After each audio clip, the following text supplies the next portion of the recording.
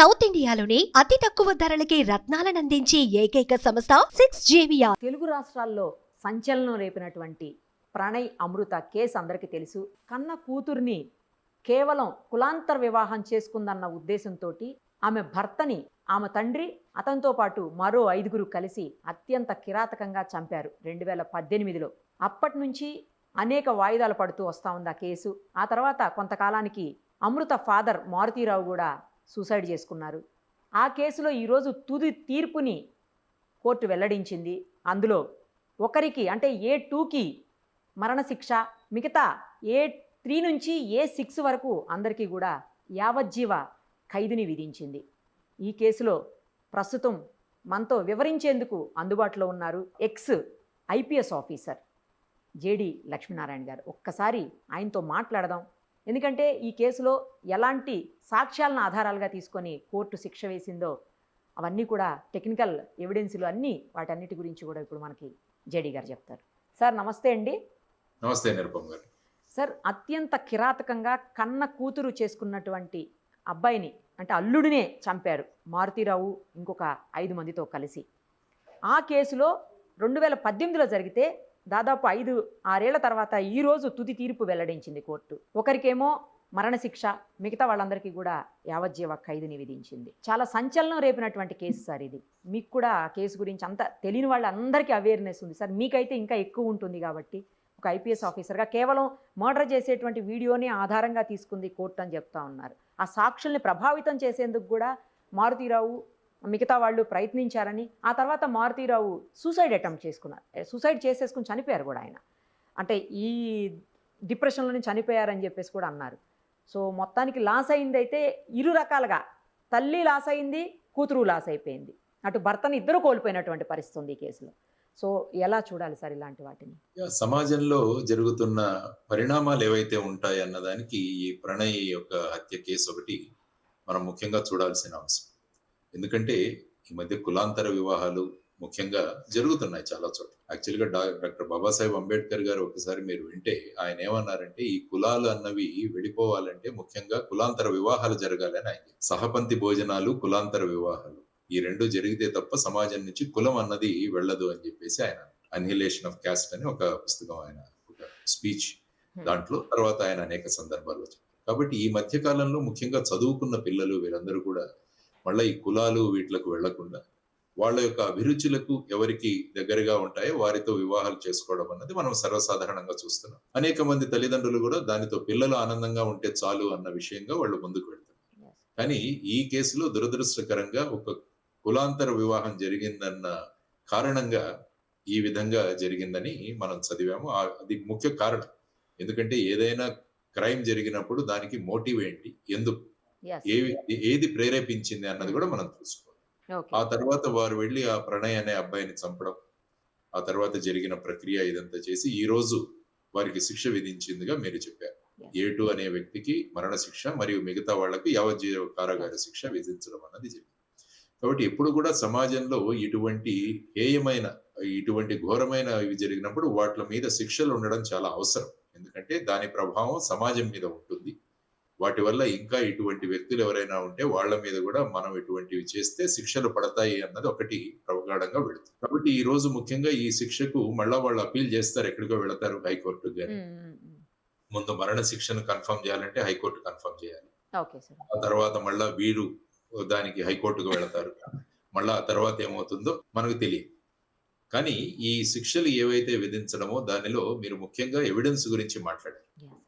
I think గతంలో మీరు మాట్లాడుతున్నప్పుడు కూడా ఒక వీడియో వాళ్ళు చేసి దాన్ని వచ్చింది, దాని మీదనే ఈ శిక్ష పడడం జరిగింది అని. యాక్చువల్ గా శిక్ష పడవచ్చా అని మీరు లాస్ట్ టైం అడిగారు నన్ను. సో ఒక వీడియో ఆధారమైనా సరిపోతుంది. ఆధారం ఏ విధమైన ట్యాంపరింగ్ లేకుండా జరిగినట్టు గనక ప్రాసిక్యూషన్ ప్రూవ్ చేయగలిగితే దాని మీద నమ్మకం ఉంటుంది. ఎందుకంటే సాధారణంగా ఇటువంటి విషయాలు బహిర్గతంగా ఎక్కడ ఈ ప్లానింగ్ ఇవన్నీ కూడా ఎవరికి చెప్పరు. వెళ్ళి ఈ చర్య ఏదైతే ఉంటుందో దాన్ని అమలు చేస్తారు. అమలు చేస్తున్నప్పుడు ఈ విధంగా వీడియో చేయడం వల్ల అదేమవుతుందంటే అదొక కన్ఫెషన్ లాగా. That is called extra judicial confession అంటారు. అంటే వారు మేము చేస్తున్నట్టు ఒప్పుకోవడం ఆల్మోస్ట్. సో అది కూడా ఒక రకంగా ఎవిడెన్స్. ఆ తర్వాత ఆ శరీరం మీద ఉన్న గాయాలు, ఓకే. వాళ్ళ దగ్గర నుంచి రికవర్ చేసిన ఆయుధాలు, వాటి తర్వాత ఫోరెన్సిక్ అనాలిసిస్, తర్వాత పోస్ట్‌మార్టం రిపోర్ట్స్, వీటన్నిటి ఆధారంగా యాక్చువల్‌గా జడ్జిమెంట్ చదివితే మనకు అందులో ఏ విధమైన సాక్ష్యాధారాలను పరిగణలోకి తీసుకొని కోర్టు ఈ విధమైన, ఎందుకంటే మరణశిక్ష అన్నది rarest of the rare rare. కేసెస్‌లో ఇవ్వాలన్నది మనం సుప్రీం కోర్ట్ అంటుంది ఎప్పుడు హ్మ్. కూడా. హ్మ్.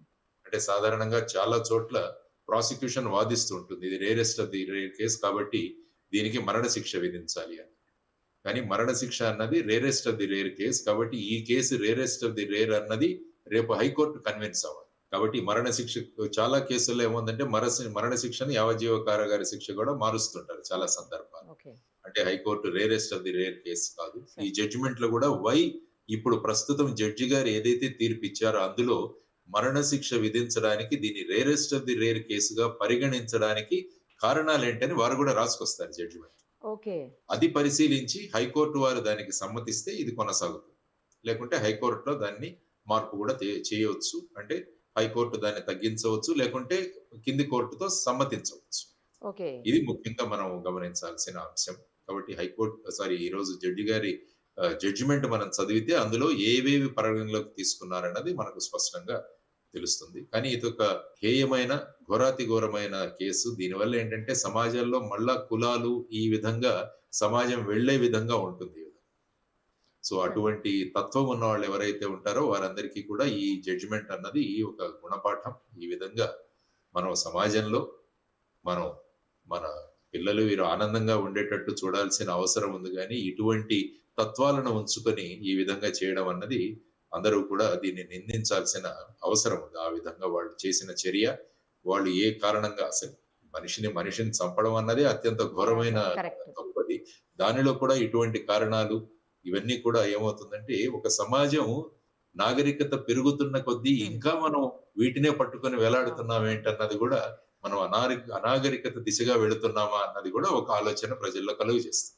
ఈ సంఘటన ఏదైతే జరిగిందో దానికి విధించిన శిక్ష కరెక్ట్ గానే విధించారు. అందులో there is no doubt. Sir, కానీ ఇలాంటి శిక్ష విధించాలి, ఇంత పర్ఫెక్ట్‌గా పడాలి అంటే పోలీసులు చాలా పకడ్బందీగా, చాలా స్ట్రాంగ్ ఎవిడెన్స్‌లన్నీ కలెక్ట్ చేయాల్సిన అవసరం ఉంటుందేమో సార్. ఎందుకంటే పోలీసుల పాత్రే కీలకమేమో. వాళ్ళు చేసేదాన్ని బట్టే కదా కోర్టులో అడ్వకేట్స్ అయినా లేకపోతే పీపీలైనా వాదించగలిగేది. సాధారణంగా మర్డర్ కేసులు ఇన్వెస్టిగేషన్ చేయడం సులభంగా ఉంటుంది. ఆ! ఎందుకంటే ప్రతి ఒక్కరూ అక్కడ, ప్రతి క్రిమినల్ కూడా వాళ్ళ విజిటింగ్ కార్డును ఆ స్థలం మీద వదిలేసి వెళతారు అంటారు. ప్రతి ఒక్క నిందితుడు కూడా ఆ ప్రాంతంలో తన విజిటింగ్ కార్డు వదిలేసి వెళ్తాడు. అంటే రకరకాల ఆధారాలు అక్కడ దొరుకుతాయి. ఆధారాలు. కానీ ఇందులో మీరు చెబుతున్నట్టు వాళ్ళు చేస్తున్నప్పుడు వీడియో రికార్డ్ చేయడం అన్నది ఇంకా పెద్ద ఆధారం. యెస్. సో దాని మీద పోలీసులు తీసుకొని మిగతా సాక్ష్యాధారాలను కూడా, సాక్షులను కూడా వారు పరిశీలించి ఫైనల్ గా ఈ కేసు. అందుకనే అంటున్నారు, మనం జడ్జిమెంట్ చదివితే ఇందులో జడ్జి గారు ఏ ఆధారాలను తీసుకుని ఈ విధమైన ఫైనల్ ఒపీనియన్ కి వచ్చారన్నది కూడా మనకు తెలుస్తుంది. కానీ పోలీసులు చాలా కీలకంగా వ్యవహరించారు. ఆ, చక్కగా పోలీసులు చాలా చేయాలి. సార్ ఎందుకంటే అదే. ఇది సమాజం మీద ప్రభావం చూపించే ఒక ఘోరమైన కేసు. దానివల్ల ఇటువంటి కేసుల్లో గనక ఈ అక్యూజ్డ్ అన్న వాళ్ళు నిర్దోషులుగా ప్రకటించబడితే ఏమవుతుందంటే సమాజంలో దాని ప్రభావం వేరుగా ఉంటుంది. ఇంత జరిగినా కూడా ఏం కాలేదు అన్నది ఒక యా సార్.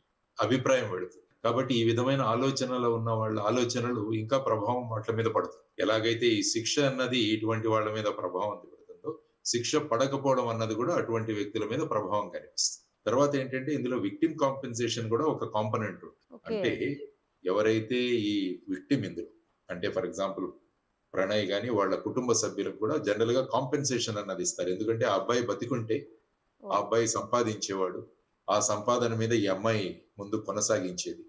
దానివల్ల ఈ అమ్మాయికి జీవనోపాధి కూడా దూరంగా వెళ్ళిపోయింది. కాబట్టి ఈ విధంగా చేసిన వాళ్ళ దగ్గర నుంచి కాంపెన్సేషన్ కూడా ఇప్పించే ప్రొవిజన్ ఉంది. అది ఇంతకుముందు సిఆర్పిసిలో 357C అని సిఆర్పిసిలో ప్రొవిజన్ ఉండేది. అది బిఎన్ఎస్ఎస్ లో అది కొత్త సెక్షన్ గా మారింది. కానీ ఇప్పుడు మరి అక్కడ జనరల్ గా ప్రాసిక్యూషన్ వాళ్ళు వాదించి ఈవెన్ కాంపెన్సేషన్ కూడా ఇవ్వాలన్నది కూడా చెబుతారు. మరి జడ్జిమెంట్ ఏమైనా కాంపెన్సేషన్ ఇచ్చారో లేదో అన్నది చూడాలి. కానీ సార్ 2018లో జరిగితే ఇప్పుడు ఆల్మోస్ట్ 2025 అంటే 6 ఏళ్ళు దాటిపోయింది. ఇంత ఎందుకు సార్ లాంగ్ పీరియడ్, ఎవిడెన్స్ అన్ని పర్ఫెక్ట్ గా ఉన్నా కూడా ఎందుకు టైం ఇంత పట్టింది సార్? సాధారణంగా ఎలా ఉంటుందంటే, ఈ తప్పు చేసిన వాళ్ళు జైల్లో కొనసాగుతుంటే వాళ్ళ కేసులు త్వరగా వస్తాయి బోర్డు. ఓకే. ఓకే. ఓకే. ఎందుకంటే ఇప్పుడు కూడా రాజ్యాంగం గాని, చట్టాలు గాని ఏమవుతుందంటే వాళ్ళ మీద నింద మోపబడింది. సార్. కానీ ఇప్పుడు వాళ్ళు నేరస్తులుగా మారారు. శిక్ష పడడం వల్ల వాళ్ళు నేరస్తులుగా మారారు. అప్పుడు నింద వేయడం జరిగింది. ఇప్పుడు అది నిర్ధారించబడడం వల్ల వాళ్ళు నేరస్తులుగా మారారు. కానీ వీళ్ళందరూ కూడా ఇప్పటివరకు 7 సంవత్సరాలు జైల్లోనే ఉండిన్నారమ్మా? అదేమన్నా ఐడియా ఉందా మీకు? నేను పెద్ద ఫాలో అవ్వలేదు.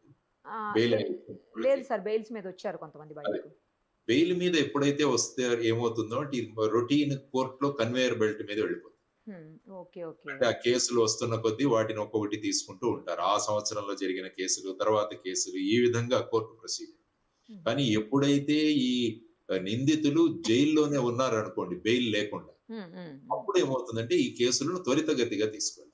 Okay sir, okay. ఎందుకంటే బెయిల్ ఇవ్వడం వల్ల ఏమవుతుందంటే ఓకే వాళ్ళు బయట ఉన్నారు. అదే జైల్లో గనుక ఉంటే ఏమవుతుందంటే వీళ్ళ యొక్క ప్రాథమిక హక్కులు ఏవైతే ఉన్నాయో అవి హరించివేయబడడం జరుగుతోంది. కాబట్టి త్వరగా వీళ్లకు నిర్ధారించాలన్నది జనరల్ ప్రిన్సిపల్స్ మనకు జ్యూరిస్ప్రుడెన్స్. ఓకే. సో బెయిల్ మీద వచ్చారు కాబట్టి ఫర్ ఎగ్జాంపుల్ నిర్భయ కేసు తీసుకున్నా మీరు, అది కూడా సుమారుగా 10 సంవత్సరాలు పట్టింది నడిచింది. సార్, అవును, అవును. కాబట్టి ఆ విధంగా బెయిల్‌లో ఉండడం వల్ల ఈ విధమైన టైం డిలే అవుతుంది. సార్, ఇంకొక విషయం చెప్పండి ఫైనల్ గా. A1 ఎవరైతే ఉన్నారంటే ఆమె ఫాదరే, ఎవరైతే చంపారో అమృత వాళ్ళ ఫాదరే A1 ఉన్నారు. ఆయన చనిపోయారు, సూసైడ్ చేసుకుని చనిపోయారు. కాబట్టి ఇంకా ఆయనకి సంబంధించింది ఏమి ఇందులో ప్రస్తావించరా సార్? ఈ జడ్జిమెంట్లో ఏం ప్రస్తావించరా ఇంకా? దీన్ని అబేట్‌మెంట్ అంటారనమాట. అంటే ఆయన చార్జ్ షీట్ వేసినప్పుడే అందులో ఆయన పేరు ఉంటుంది గానీ, ఆయన మరణించారు కాబట్టి ఇంకా ఆయనకేమీ శిక్ష ఉండదు. ఎందుకంటే శిక్ష ఎవరికి పడుతుందంటే జీవించి ఉన్న నిందితులకు పడుతుంది. Okay, okay sir. రేపు కాంపెన్సేషన్ వచ్చినప్పుడు ఆయన దీని నుంచి కూడా ఇవ్వచ్చు. రేపు ఫర్ ఎగ్జాంపుల్ 10 లక్షల కాంపెన్సేషన్ ఇవ్వాలని నిర్ణయించింది. సార్. అప్పుడు అందరి నుంచి వసూలు చేస్తారు. వాళ్ళ దగ్గర ఏదైనా ప్రాపర్టీస్ ఉన్నా, ఆయన పేరు మీద ఏదైనా ప్రాపర్టీస్ ఉన్నా, అవి వేలం వేయడం లేకుంటే ఆక్షన్ చేయడం, ఇటువంటి వాటి ద్వారా విక్టిమ్‌కి ఇవ్వడం జరుగుతుంది. అందుకే ఆయన ప్రస్తావన అయితే ఉండొచ్చు, మనం చూస్తే గానీ జడ్జిమెంట్ కాదు. ఈవెన్ దాంట్లో జడ్జిమెంట్ లో కూడా అంటారు because A1 is no more so the case is abated అంటారు. Okay, okay. అబేటెడ్ సమ్మరీ అంటారు. ఫర్ ఎగ్జాంపుల్ ఒక యాక్సిడెంట్ కేసులో సార్. ఫర్ ఎగ్జాంపుల్ డ్రైవర్ చనిపోయాడు అనుకో, ఆయన మీద కేసు కడతారు. ఓహో. కట్టిన తర్వాత చార్జ్ షీట్ లో రాసి since A1 is died the case is closed because of the case gets abated అంటాం. అంటే ఆయన చనిపోయారు కాబట్టి ఇంకా కేసు ఉండదు. రైట్ అంటే సార్, శిక్ష ఓకే. ఎప్పుడు కూడా జీవించి ఉన్న వ్యక్తికి పడుతుంది. జీవించి ఉన్న వ్యక్తికి పడుతుంది. కానీ కాంపెన్సేషన్ విషయంలో మటుకు ఆయన కూడా నిందితుడు కాబట్టి ఆయన దగ్గర నుంచి కూడా వసూలు చేయొచ్చు. వాళ్ళ ఫ్యామిలీ గానీ, ఆయన మీద ఏదైనా ప్రాపర్టీస్ ఉంటే. Okay, okay. ఆయన ఫ్యామిలీ అంటే వైఫ్, ఆయనకి సంబంధించిన వాళ్ళు. ఆయన పేరు మీద ఏమైనా ప్రాపర్టీస్ ఆ. గానీ ఇలాంటివి ఉన్నా కూడా అవి కూడా కాంపెన్సేషన్ ఈ ఎవరైతే విక్టిమ్ ఉన్నారో అంటే ఈ ఓకే. ప్రణయ్ గానీ ఈ ప్రణయ్ ఆ వ్యక్తి లేడు, ఈ అమ్మాయి వైఫ్. అమృత ఎవరైతే ఉందో ఆ అమ్మాయికి మరి ఇప్పుడు ప్రస్తుత సంబంధాలు ఎలా ఉన్నాయో తెలియదు కానీ ఫైనల్ గా ఆ అమ్మాయిని సమాజం ఆ వ్యక్తి పోవడం వల్ల ఆ అమ్మాయి ఏకాకి అయిపోయింది. కాబట్టి ఆ అమ్మాయి మనుగడ ఎలా కొనసాగించాలి, జీవనోపాధి ఎలా ఉండాలన్నది కూడా కోర్టు చూస్తుంది. సేమ్ టైం వాళ్ళ పేరెంట్స్ కూడా సార్, ఆ ప్రణయ్ వాళ్ళ పేరెంట్స్ ఇష్యూలో కూడా ఏమైనా హెల్ప్ ప్రణయ్ వాళ్ళ పేరెంట్స్, ఎందుకంటే ప్రణయ్ వాళ్ళ పేరెంట్స్ కూడా విక్టిమ్ ఫ్యామిలీ, అందుకే సార్. అమ్మాయి victim family, Yeah. Parents victim family. Actual గా ఫస్ట్ విక్టిమ్ ఎవరంటే ఈ అమ్మాయి, అమ్మాయి, అవును, వైఫ్ కాబట్టి. వైఫ్ కాబట్టి పెళ్లి చేసుకుని వచ్చింది కాబట్టి ఆమె కంప్లీట్ జీవనోపాధి జీవనాధారం ఆ భర్త కాబట్టి ఆ అమ్మాయికి ఫస్ట్ ప్రిఫరెన్స్ ఆ అమ్మాయికి ఇవ్వడం జరుగుతుంది. తర్వాత వాళ్ళకి ఒక బాబు కూడా ఉన్నాడు సార్, ఆ అబ్బాయి కూడా వస్తాడు కదా ఇందులోకి. వాళ్ళందరూ కూడా ఎవరైతే విక్టిమ్స్ ఓకే. పీడితులు ఎవరైతే ఉన్నారో వారికి వారి కుటుంబాలకి ఈ విక్టిమ్ కాంపెన్సేషన్ అన్నది ఒక ప్రక్రియ. Thank you sir, thank you so much. నమస్కారం. సుమన్ టీవీలో మీ పర్సనల్ అండ్ బిజినెస్ ప్రమోషన్స్ కోసం కింది నెంబర్కి కాంటాక్ట్ చేయండి.